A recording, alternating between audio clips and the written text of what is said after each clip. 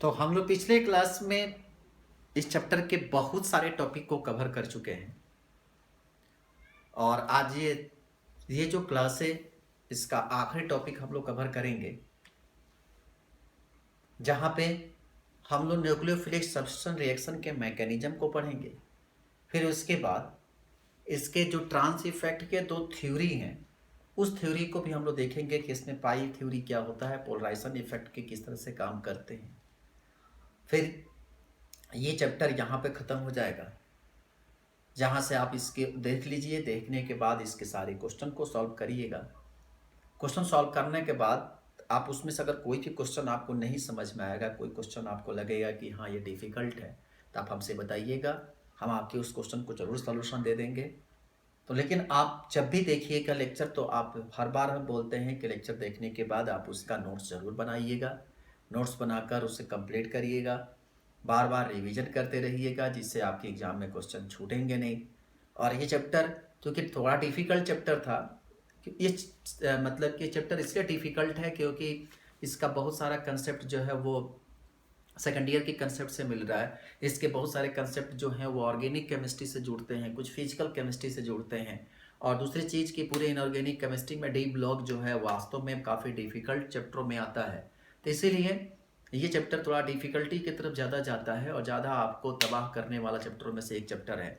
Concept बहुत आसानी से जल्दी नहीं आता है। कई सारे बच्चों से अगर आप पूछेंगे, आप इसका व्यूअर लेंगे, तो उसमें बहुत जगह आता है कि ये क्वेश्चन चैप्टर समझ में नहीं आया। सेकेंड ईयर में आप चले जाओ तो इलेक्ट्रोमैग्नेटिक स्पेक्ट्रम वो जल्दी समझ में नहीं आता है किसी को। तो ये कुछ चैप्टर ऐसे हैं जो कहने के लिए तो केवल इनऑर्गेनिक और ऑर्गेनिक के पोर्शन, लेकिन उसमें कई सारे फिजिकल, ऑर्गेनिक, इनऑर्गेनिक सबको सबमर्ज कर दिया गया है। ठीक है, तो आइए हम इसको पढ़ना शुरू करते हैं। तो आज हम लोग का हेडिंग है पहला कि mechanism of nucleophilic substitution reaction in square planar complex. इससे पहले आपको हम एक चीज बताएं, आपको याद होगा कि जब हम पढ़ा रहे थे आपको ट्रांस स्पेक्ट्रा के बारे में, तो वहां पर आप लोग को हम सिखाए थे कि जो ट्रांसन मेटल कॉम्प्लेक्स होते हैं, जो उसका स्क्वायर प्लेनर का जो कॉम्प्लेक्स होता है, इसी चीज को हम एक जगह और आपको बताए थे काफी काफी अच्छे तरीके से। वह है आपका जहां पर वीवीटी पढ़ाए थे, वैलेंस बॉन्ड थ्योरी और क्रिस्टल फील्ड थ्योरी। वहां पर बड़े अच्छे तरीके से एक पूरा लेक्चर दिए थे उस पे हम कि स्क्वायर प्लेनर और ट्राइगोनल स्ट्रक्चर जो होता है वह ऑक्टाहेड्रल कॉम्प्लेक्स का मॉडिफाइड रूप होता है। टेट्रागोनल जो टेट्राहेड्रल होता है वह स्ट्रक्चर तो कुछ अलग होता है, लेकिन जो ट्राइगोनल और स्क्वायर प्लेनर स्ट्रक्चर होता है वो दोनों स्ट्रक्चर जो होते हैं वो ऑक्टाहेड्रल कॉम्प्लेक्स का मॉडिफिकेशन रूप होता है। इसमें होता है क्या है कि जो जेड एक्सिस है, जेड एक्सिस के मालिक्यूल्स जो होते हैं वह उसके लोन पे, जो कि जेड एक्सिस पे जो इलेक्ट्रॉन आता है वो वहां का मतलब उनके पास पार्शियल रिपल्सन नहीं होता है, और जेड एक्सिस पर इलेक्ट्रॉन नहीं आने के कारण उनकी बाइंडिंग, उनकी एक्टिवेशन एनर्जी जो होती है वह कम हो जाती है। यही वजह है कि वहां पर आपको बताए थे कि D X square minus Y square की वैल्यू तो सबसे ज्यादा होती है, लेकिन जब स्क्वायर प्लेनर की कॉम्प्लेक्स आता है तो स्क्वायर प्लेनर की कहानी में जो होता है डी जेड स्क्वायर की वैल्यू जो होती है वो गिर जाती है। वही ट्राइगोनल में थोड़ा सा ज्यादा होता है पर स्क्वायर प्लेनर में गिर जाती है। इस चीज को हम बड़े अच्छे तरीके से एक्सप्लेन किए हैं। अगर आपको नहीं समझ में आएगा, अगर एक कंसेप्ट आपको नहीं क्लियर होगा, तो आप इस लेक्चर को देखने से पहले आपसे हम विशेष रिक्वेस्ट करेंगे कि आप उस लेक्चर को जरूर देखिएगा, जहां पर हम स्क्वायर प्लेनर और ट्राइगोनल का स्ट्रक्चर को हम एक्सप्लेन किए हैं कि किसकी एक्टिवेशन एनर्जी ज्यादा होती है, किसकी कम होती है, और कैसे जेड एक्सिस का जो होता है वो उसमें पार्टिसिपेट करता है। तो इस चीज को आप जरूर वहां पर देख लीजिएगा। ठीक है, चलिए तो कहते हैं कि मान लीजिए कि हमारे पास जो स्ट्रक्चर मिला, तो सबसे बड़ी चीज है कि ये जो है ऑक्टाहेड्रल स्ट्रक्चर का मॉडिफाइड रूप होता है। ठीक है, तो मान लीजिए कि हमारे पास ये मेटल है, ये इसका लिगेंड्स है एल, ये हमारे पास X, ये आपका T और ये आपका L। ठीक है, और ये हमारे पास मान लीजिए कि Z एक्सिस है। हमने पहले कहा था कि Z एक्सिस जो है वह पार्शियली रूप से पार्टिसिपेट इसमें नहीं करता है। ठीक है, तो हम अगर मान लीजिए कि Z एक्सिस पर अगर Y को लेकर अब यहां रिप्लेस करते हैं, Y को जोड़ते हैं, तो चूंकि चारों एक्सिस पर तो हमारे ऑलरेडी है, तो एक ही एक्सिस हमारे पास Y एक्सिस खाली है। अगर उस पर हम ऐड करें तो क्या मिलेगा, ये Y, ये Z, L, X T और ये आपका L। ठीक है। अब क्या होता है कि जो हमारे पास, इसे हम लोग कहते हैं स्क्वायर पिरामिडल, स्क्वायर पिरामिडल से, क्योंकि यहां पर एक पिरामिड का फॉर्मेशन होता है। ठीक है, इस तरह से।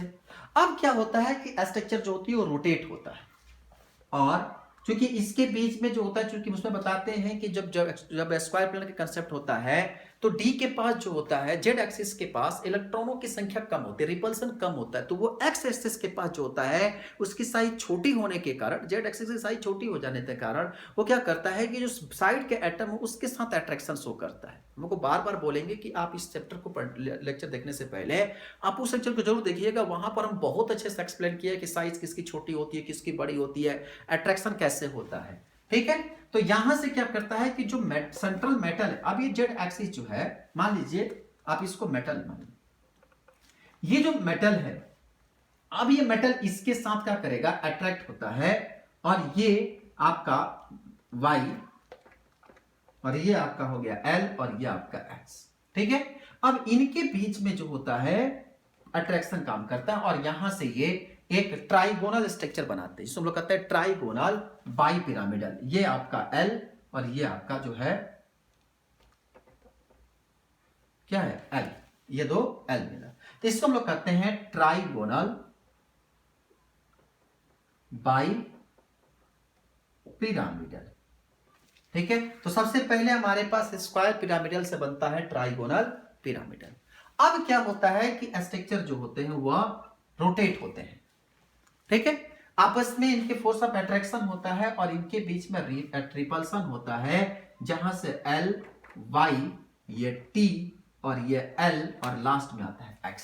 हमने पहले ही कहा था सबसे पहले Y जुटेगा तब X का रिमूवल होगा। ठीक है, तो यहां से क्या होता है, Y जुटा। अब क्या होता है कि यहां से, अब ये जो Y यहां से अटैच्ड हुआ, अब ये स्ट्रक्चर क्या करता है, टिल्ट करता है, अब धीरे धीरे क्या करता है, स्क्वायर पिरामिडल का फॉर्मेशन करता है। ये भी स्क्वायर पिरामिडल था Y एक्सिस पर, अब ये स्क्वायर पिरामिडल का फॉर्मेशन करता है। अब यहां से X जो होता है वो क्या होगा, रिमूव होगा। तो सबसे पहले Y जुटेगा तब X रिमूव होगा। अभी इसीलिए हम उसमें लिखाए थे इंट्रैक्शन, कंट्रैक्शन, जितने भी सब्स्टिट्यूशन पिछले लेक्चर में लिखवाए थे, तो उसमें क्या होता है कि सबसे पहले X Y जुटेगा, फिर X का रिमूवल होगा, तब यहां से मेटल L, ये आपके क्या हो गया Y, ये आपका हो गया T और ये आपका L, ये स्ट्रक्चर आपका मिल गया स्क्वायर प्लेनर, और साथ में निकल गया X, सॉरी ये आपका हाँ स्क्वायर प्लेनर, जिस ये हमारा क्या मिला लास्ट में, प्रोडक्ट। तो पूरी कहानी में क्या होता है कि सबसे पहले जो स्ट्रक्चर हमारे पास स्क्वायर प्लेनर का होता है, वह जेड एक्सिस पर पहले हमारे पास Y आता है। Y आने के बाद इसके बाद क्या करता है, वो साइड एटम्स के साथ अटैच करता है, क्योंकि इसके पास जो होती है लिगेंड्स, जो एक्स एक्सिस पर जो लिगेंड्स होता है उसका आपस में अट्रैक्शन होता है, साइज छोटी होने के कारण उनके बीच में अट्रैक्शन होता है। वह जो एक्स एक्सिस पर होता है उसके साथ में अट्रैक्शन करता है। सबसे पहले यह आकर Y एक्सिस पर आता है, सॉरी जेड एक्सिस पर आता है। उसके बाद चूंकि इसकी साइज छोटी होती है, जेड एक्सिस की साइज बड़ी होती है, तो साइज छोटी होने के कारण क्या करता है कि इतना डिस्टेंस ना कवर करके इनके साथ वह अट्रैक्ट होना शुरू होता है। जब इनके साथ ये अट्रैक्ट होगा तो ये क्या करेगा, ऐसी स्थिति में ये यहां इसके साथ अट्रैक्ट होगा तो क्या होगा, ये आगे की तरफ शिफ्ट होगा। गौर समझो, ये इनके तरफ इधर अट्रैक्ट होगा, इधर से ये अट्रैक्ट होगा, तो ये दोनों आपस में अटैच्ड होंगे, तो ये क्या करता है, ये नीचे की तरफ शिफ्ट हो जाएगा, इनके बीच में रिपल्सन होगा।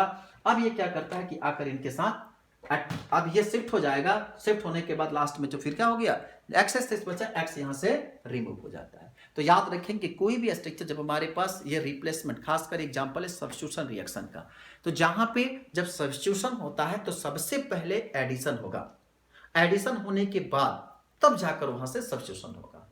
पहले प्लेटिनम, इस खासकर बेस्ट एग्जांपल ये प्लेटिनम के लिए होता है। तो प्लेटिनम हमने असली एग्जांपल है किसका, प्लेटिनम का, कि इसमें कंसेप्ट किस आधार पर चलता है कि जो हमारे पास प्लेटिनम है, ये प्लेटिनम L2TX है, अगर यहां Y जुटेगा तो बनता है P2L2TY, ये है product.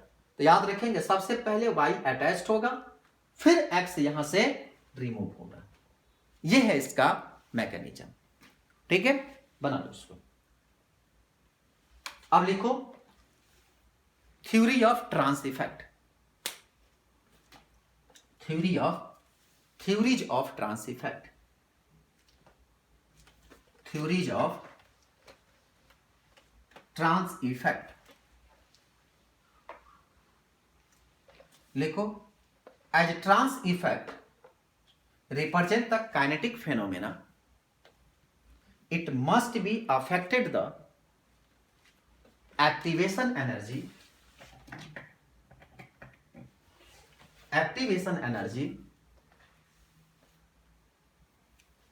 of reaction, which is difference between the energy of reaction, difference between the energy of reactant ground state and first excited state. The stability of ground state before substitution and of the transition state can be affect activation energy required for substitution reaction, required for substitution reaction। तो कहते हैं कि ध्यान रखेंगे जो भी activation energy हमारे पास होगा ये दोनों स्टेट में काम करता है। एक तो पहले ग्राउंड स्टेट के लिए और दूसरा होता है एक्साइटेड स्टेट के लिए। कहते हैं कि जब ग्राउंड स्टेट में होता है तो ऐसे स्थिति में उनके पास जो बाइंडिंग कैपेबिलिटी और जो एक्साइटेड स्टेट में जो होती है उसके साथ ही बाइंडिंग कैपेबिलिटी, इन दोनों में जो होती है बड़ी बेसिक अंतर आती है। और इसी चीज को क्या डिफरेंस होता है इसको एक्सप्लेन करने के लिए हम लोग ट्रांस इफेक्ट थ्योरी को लेकर आते हैं। इसमें हम आगे भी अभी इसी को और तरीके से ग्राउंड स्टेट को इफेक्ट करने वाले के लिए अलग थ्योरी आता है और एक्साइटेड स्टेट को थ्योरी एक्सप्लेन करने के लिए अलग थ्योरी आता है। ठीक है, तो उसमें नेक्स्ट पॉइंट में लिखो the activation energy for any reaction can be, the activation energy for any reaction can be lower in either of two way। पहला, by raising the energy of the ground state of reactant, by raising the energy of ground state of reactants, that is by weakening the metal ligand bond trans to itself। और दूसरा, by lowering the energy of the transition state,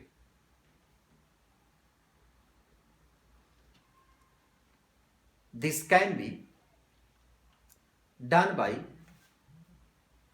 stabilization state.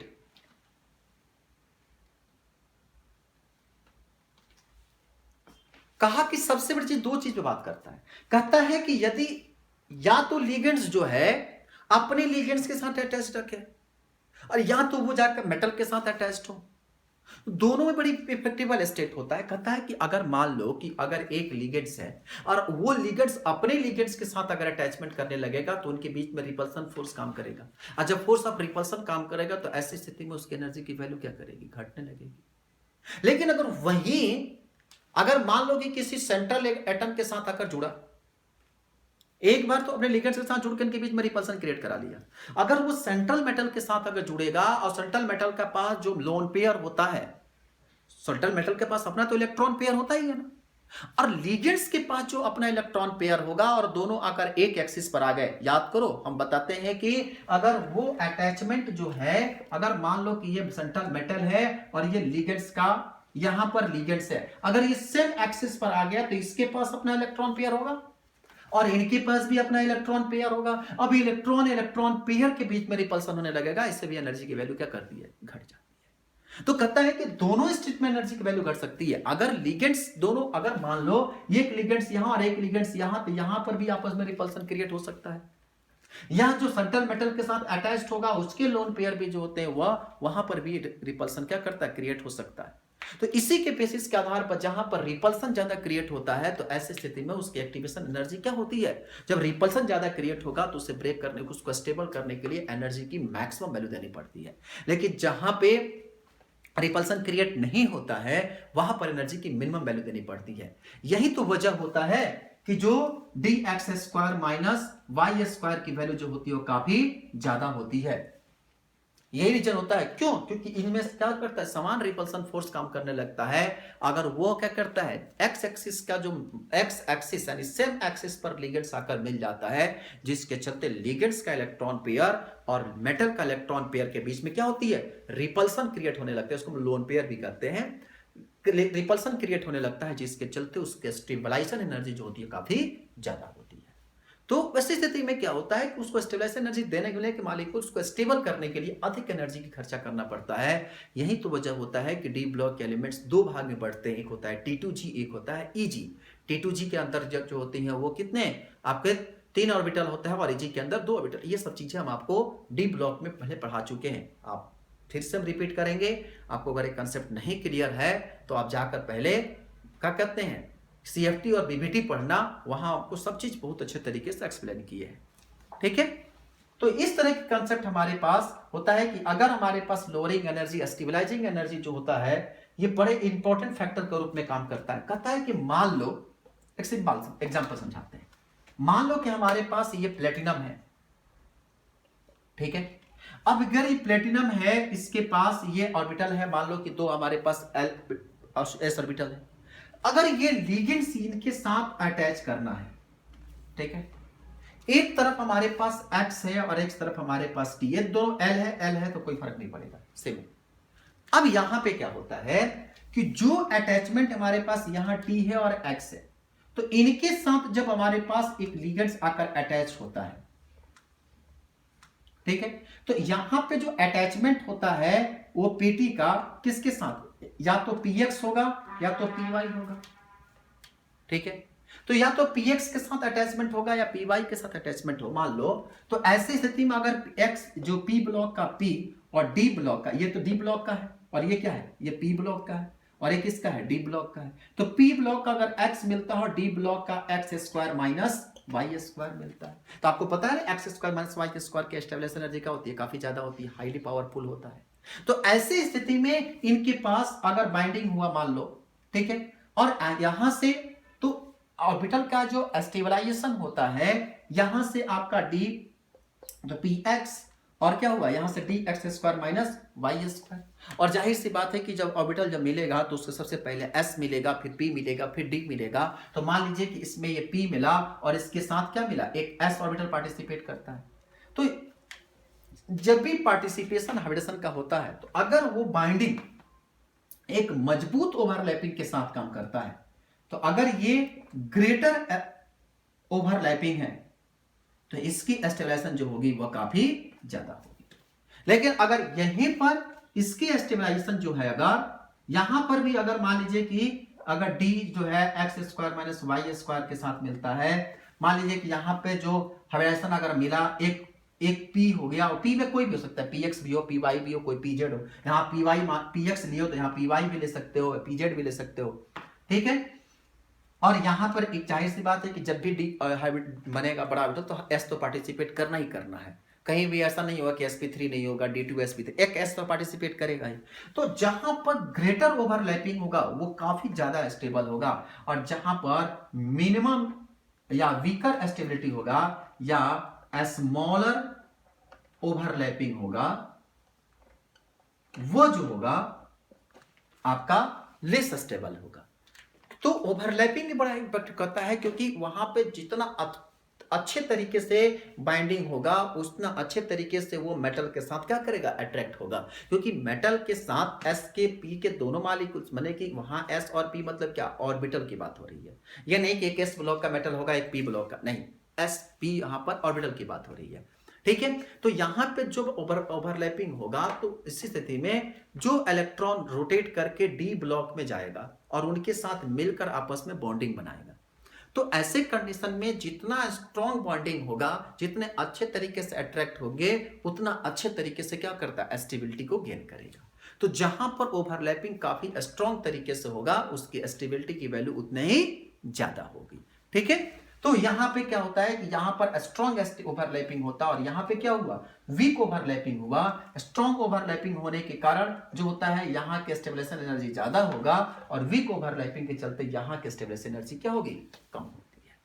ठीक है, जबकि दोनों जगह हमारे पास dx हुआ, तो वजह क्या होता है कि क्यों कम और क्यों ज्यादा होता है? क्योंकि जहां ज्यादा कब होगा कि जब अगर एक्सिस के अराउंड, अगर जहां पे मेटल है और मेटल के एक्सिस के अराउंड अगर लिगेंड्स आता है, तो ऐसी स्थिति में ओवरलैपिंग जो होगी, इनके बीच में क्या होता है, एक्सिस एक्सिस के बीच का ओवरलैपिंग होगा तो स्ट्रॉन्ग ओवरलैपिंग होगी। अगर वह एक्सिस के अगेंस्ट चला जाता है तो वहां पर जो होती है वह वीक ओवरलैपिंग होती है। मतलब अगर एक्सिस के सेम डायरेक्शन में आता है तो उनके बीच में जो स्ट्रॉन्ग लिगेंड्स का फॉर्मेशन होगा, और वो एक्सिस के अगेंस्ट अगर उसके दूसरी तरफ चला जाता है तो वह वीक लिगेंड्स की कंसेप्ट होगा। ठीक है, तो इसी चीज को कंसेप्ट को क्लियर करने के लिए अगर मान लीजिए कि हमारे पास अरेंजमेंट देखा जाए, तो सबसे ज्यादा hydrogen H ion, H minus ion, फिर उसके बाद Pr3, फिर उसके बाद HCN माइनस, फिर उसके बाद I माइनस, फिर करीब करीब I माइनस और CH3 आपस में बराबर होते हैं। ठीक है, CH3 माइनस आपस में बराबर होते हैं। इसी के बराबर जो होते हैं वह कार्बन मोनोऑक्साइड Cn माइनस, फिर Br माइनस, फिर उसके बाद Cl माइनस, फिर उसके बाद NH3 माइनस, और फिर लास्ट में OH माइनस। ये है इसका स्टेबिलिटी का ऑर्डर। तो आप इसको लिगेंड्स के स्टेबिलिटी के ऑर्डर को लिख सकते हैं चाहे तो, और आप चाहे तो नहीं भी लिख सकते हैं, कोई बहुत बड़ी चीज नहीं है। ठीक है, तो नीचे लिखिए, there are two theory of trans effect which one is related to, there are two theory of trans effect which one is related to ground state and another is activated state। उसको सबसे पहले लिखो polarization theory. Polarization theory देखिए, this theory suggest by Greenberg, Green Grin, Greenberg is primarily concerned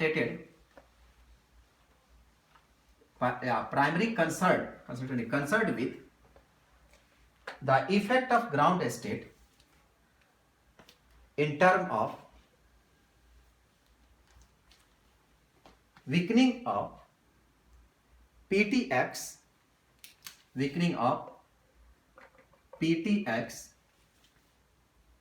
bond trans to PT T bond। Consider two bond TPT and PTX trans to each other in a square planar complex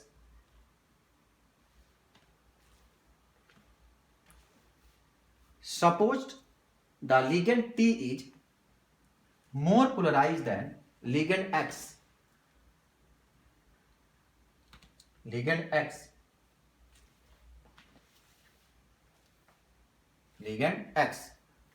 this will bring about in change the distribution of charge of ligand T and metal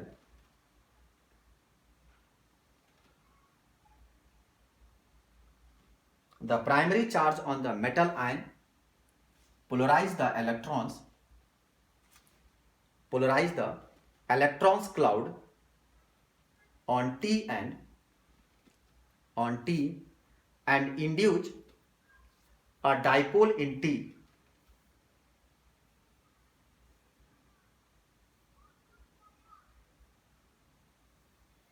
The dipole is T in turn induce a dipole T in turn induce a dipole in the metal in the metal. The orientation of this dipole on the metal ion is such that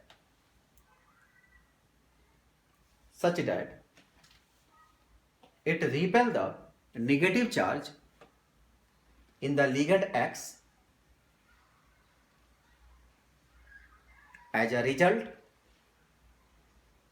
the attraction of X for the metal is reduced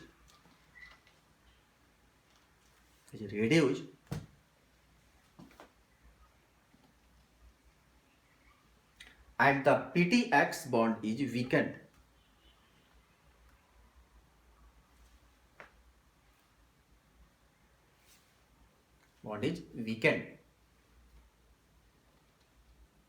Thus, according to theory of polarization of the ligand should be directly related to the according to the theory of polarization of the ligand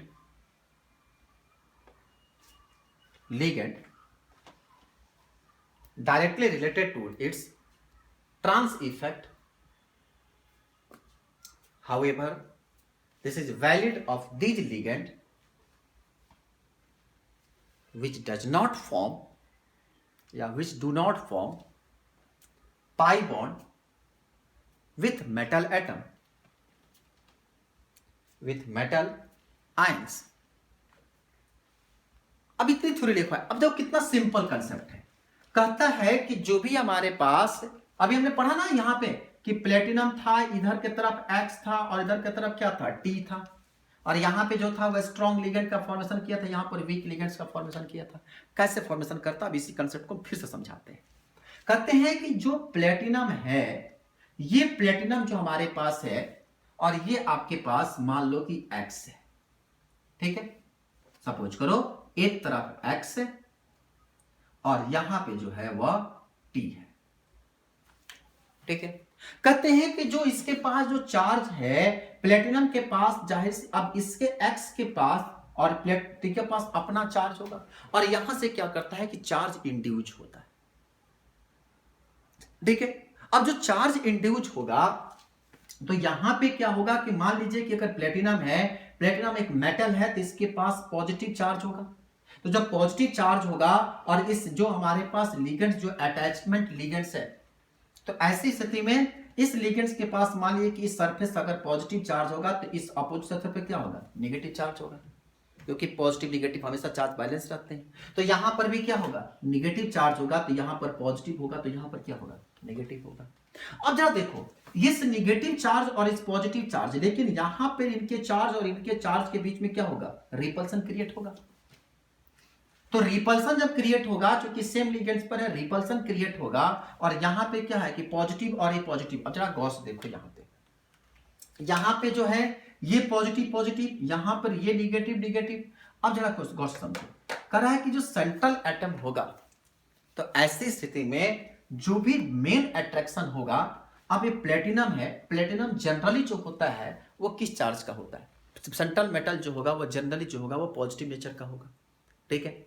और जो positive nature का होगा, अगर उसके साथ अगर कोई positive elements आकर अटैच्ड होगा तो उनके बीच में तगड़ा रिपल्सन होगा, ठीक है। लेकिन अगर एक पॉजिटिव है और उसके साथ अगर नेगेटिव आकर अट्रैक्ट होता है तो उनके बीच में क्या होगा, तगड़ा अट्रैक्शन होगा कि नहीं होगा। तो मतलब कि अगर सेम नेचर के पार्टिकल्स वहां पर अगर आकर अट्रैक्ट होगा तो उनके बीच में क्या होगा, रिपल्सन होगा, और रिपल्सन होगा तो ऐसे स्थिति में क्या होंगे, उनके बीच में एक तरह की ऐसे कंडीशन आएगा कि जहां से चार्ज रिपल्सन होगा, और चार्ज रिपल्सन होने के कारण क्या करता है, मेटल आयन एक दूसरे को, डाइपोल को रिपेल करेगा, और डाइपोल को जब रिपेल करेगा तो ऐसी स्थिति में इसकी बॉन्डिंग की वैल्यू क्या करती है, घट जाती है। तो आप इस कंसेप्ट को हमेशा इस तरह से याद रखो कि यहां पे सेंट्रल मेटल के साथ जैसे ही अटैचमेंट होता है, इनके बीच में डाइपोल इंड्यूज होता है, और डाइपोल इंड्यूज होने के चलते क्या करता है, इनके बीच में रिपल्सन क्रिएट होता है, और रिपल्सन क्रिएट होने के चलते क्या करती है, इनकी बॉन्ड की वैल्यू घट जाती है, ठीक है। तो ये बहुत आसान कंसेप्ट में है। ये कंसेप्ट को सीधी सी बात है कि जब भी हमारे पास सेंट्रल मेटल के साथ कोई भी लिगेंड्स आकर अटैच्ड होता है, तो अटैचमेंट के दौरान हम ये भी ध्यान देखते हैं कि उसके पास चार्ज क्या है, ठीक है। अगर चार्ज हमारे पास, ध्यान रखेंगे इस जो भी ग्राउंड स्टेट की थ्योरी चलती है वो उस कॉम्प्लेक्स के साथ पढ़ते हैं या उस लिगेंड्स के साथ पढ़ते हैं जिसके पास कोई भी पाई बॉन्डिंग ना हो, सिर्फ सिग्मा बॉन्डिंग के कंसेप्ट में लेकर आते हैं। ठीक है, पहली चीज। दूसरी चीज, इसके पास फिर देखेंगे कि जो भी लिगेंड्स हमारे पास अटैच्ड हो रहा है वो लिगेंड्स के पास चार्ज का नेचर कैसा है। अगर वह नेचर या तो लो इलेक्ट्रोनेगेटिव हो या इलेक्ट्रोनेगेटिव हमारे पास है, अगर उसके पास लोन पेयर ज्यादा है, तो लोन पेयर होने के कारण क्या होगा कि मेटल एटम के साथ उसके लोन पेयर के बीच में रिपल्सन हो रहा है कि अट्रैक्शन हो रहा है। अट्रैक्शन तो कभी रियर केस में कभी नहीं होगा। वो फेस करेगा कि जो मेटल आयन है क्या वो मेटल आयन के ठीक एक्सिस पर आ रहा है क्या। अगर वो एक्सिस पर आएगा तो ऐसे स्थिति में इनके बीच में होगा वो हाईली रिपल्सन काम करेगा। लेकिन अगर एक्सिस से थोड़ा सा बाहर आ जाता है तो ऐसी स्थिति में उनके बीच में रिपल्सन की वैल्यू जो होती है वो कम हो जाती है। First concept. दूसरी कंसेप्ट कहते हैं कि अगर मान लीजिए कि दोनों लिगेंड्स अगर अटैच्ड हो रहे हैं मेटल के साथ, तो यहां पर इनके ऊपर डाइपोल इंड्यूस होता है, और डाइपोल इंड्यूस होगा तो ऐसी स्थिति में अगर समान चार्ज इनके ऊपर काम करेगा तो यहां से इनके बीच में रिपल्सन क्रिएट होगा, जिसके चलते उनकी बॉन्ड की वैल्यू क्या करती है, घट जाएगी। लेकिन अगर वह रिपल्सन क्रिएट नहीं होता है तो जिसमें रिपल्सन कम क्रिएट होता है उसकी वैल्यू थोड़ी क्या होती है, ज्यादा होती है। जिसमें ज्यादा रिपल्सन क्रिएट होगा उसकी वैल्यू, तो यहां पर बॉन्ड जो होता है वीकर बॉन्ड का फॉर्मेशन जो होता है, जहां पर वीक ओवरलैपिंग होगा, यहां पर ओवरलैपिंग जो होती है वीक ओवरलैपिंग होती है, और यहां पर क्या होती है कि स्ट्रॉन्ग ओवरलैपिंग होती है। तो स्ट्रॉन्ग ओवरलैपिंग होने के कारण जो होती है ये बॉन्ड की वैल्यू इसकी ज्यादा होती है, और यहां पर वीक ओवरलैपिंग होने के कारण इसकी बॉन्ड की वैल्यू कम हो जाती है। ठीक है, ये हो गया आपका ग्राउंड स्टेट की कहानी। सेकंड देखो, pi bonding theory. Pi bonding theory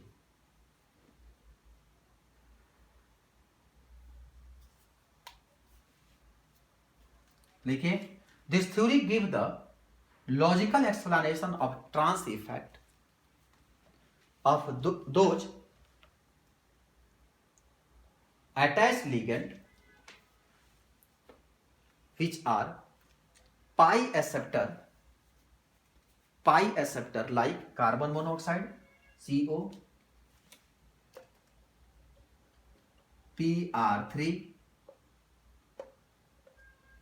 C2H4 etc।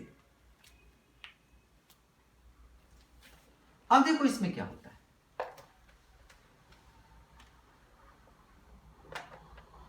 इसमें लिख लो थोड़ा सा। According to this theory, when T ligands form a strong pi acceptor bond with the metal, charge removed from the platinum and attached by another ligand form a 5 coordinate species become easier।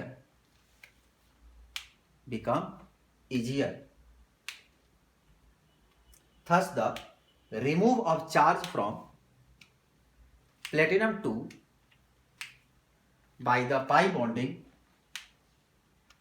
to T, capital T, will be increase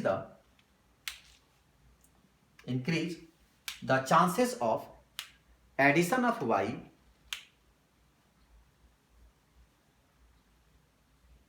and will be favor more rapid reaction।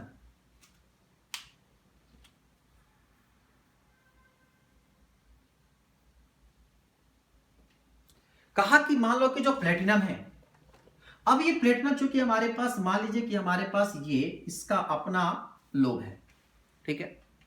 अब क्या करता है कि मान लीजिए कि इसके साथ में अगर ये L है, ये अपना कोई भी S ब्लॉक का रिएक्ट, तो पहले अटैचमेंट क्या होता है कि जब अटैचमेंट होता है तो सबसे पहले ऐड होता है। अब यहां से जब रिप्लेसमेंट होती है, जैसे PTMeL था, वहां से जो रिप्लेसमेंट होगा, तो रिप्लेसमेंट होने के बाद क्या होता है कि जैसे ही प्लेटिनम +2 में होता है, वहां से इंटरचेंज करके प्लेटिनम +4 में हो जाता है। तो जैसे ही यहां पे चेंज होता है, तो चेंज होने के दौरान लिगेंड्स की अट्रैक्ट होने की कैपेबिलिटी जो होती है वह बढ़ जाती है, और आसानी से क्या करता है कि वाई यहां पर अटैच, दूसरा एलिमेंट क्या होता है, अटैच्ड हो जाता है। कब? जब एक रिप्लेसमेंट होगा तब। रिप्लेसमेंट के समय में क्या होता है कि प्लेटिनम की ऑक्सीडेशन नंबर चेंज होता है, और जैसे ही ऑक्सीडेशन नंबर चेंज होता है तो ऐसी स्थिति में एडिशन होने की कैपेबिलिटी जो होती है वह बढ़ जाती है, और एडिशन होने के बाद ये क्या करता है, इसके साथ आसानी से ऐड हो जाता है, और ऐड होने के बाद क्या करता है, ये आसानी से कॉम्प्लेक्स फॉर्मेशन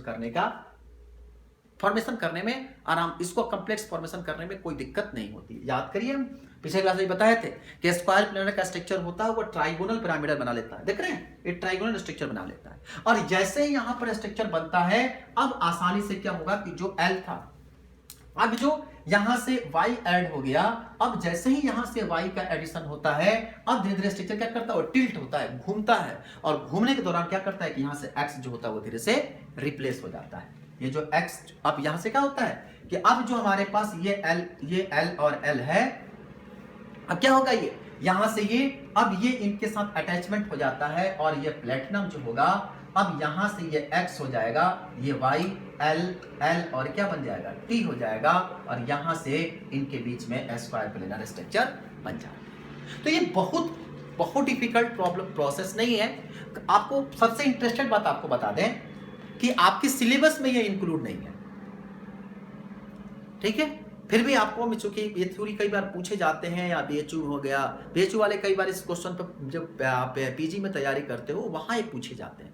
ऐसे आपके एग्जाम लेवल के लिए ये जो कंसेप्ट है इंपॉर्टेंट नहीं है, लेकिन फिर भी आपको सिर्फ क्या कहते हैं, कंपटीशन एग्जाम की तैयारी करने के लिए इसमें से कई बार पूछे जाते हैं, इसलिए हम इस क्वेश्चन को बता दिए, तो ये पूछे जाते नहीं आपके एग्जाम लेवल पे, ठीक है।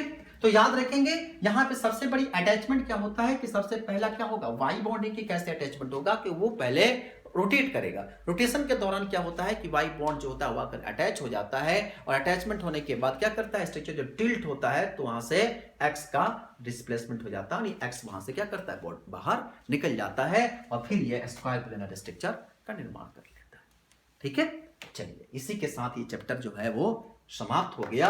अब आगे जब हम मिलेंगे आपसे तो नए चैप्टर के साथ शुरुआत करेंगे, अगले यूनिट की शुरुआत करेंगे, ठीक है। अगर आपको कोई भी तरह की दिक्कत होगी, कोई भी समस्या होगा तो आप जरूर बताइएगा, किस तरह की कोई दिक्कत, कहाँ आपको समझ में नहीं आया, अगर अच्छा लगेगा तो आप जरूर अपने दोस्तों को बताइएगा। कोशिश करिएगा कि अधिक से अधिक लोगों को हमारी बातें समझ सके, बातें पहुँच सके, ताकि हम क्या होगा, उससे कई लोगों को ऐसे होंगे जिनको इससे बेनिफिट मिलेगा, और उम्मीद करते हैं कि आप इस काम को जरूर करेंगे। चलिए, थैंक यू सो मच।